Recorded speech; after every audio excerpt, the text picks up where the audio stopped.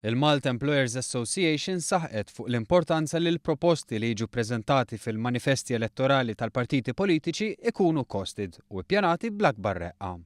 Id-Direttur Ġenerali tal-Malta Employers Association, Joe Farrugia, saħaq li huwa fundamentali li kull partit ikun kontabli ta' dak li qed joffri u mhux jispara l-wedid bl-addoċċ issa li qegħdin f'kampanja elettorali.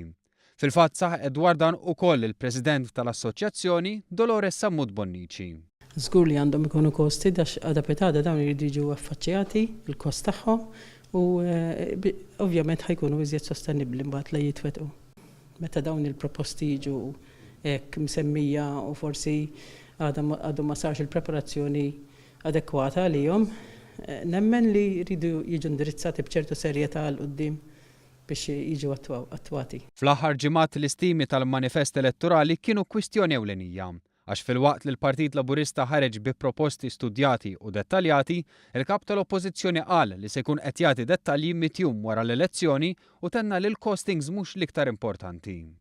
Il-memorandum għal partiti politiċi preżentat mill-Malta Employers Association huwa wieħed maħsub biex il-Gvern ikompli fuq dak li sar f'dawn l-aħħar 4 snin.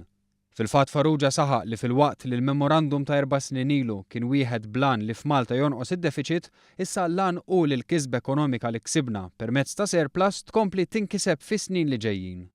Il-memorandum jinkludi bosta idejat foqsma differenti bħas-settur tas-saħħa, l-edukazzjoni u l-ħidma fis-settur pubbliku. Farrugia stqar li n-numru ta' ħaddiema f'pajjiżna żdied bil-kbir, b'nofs il-ħaddiema ġodda huma nisa.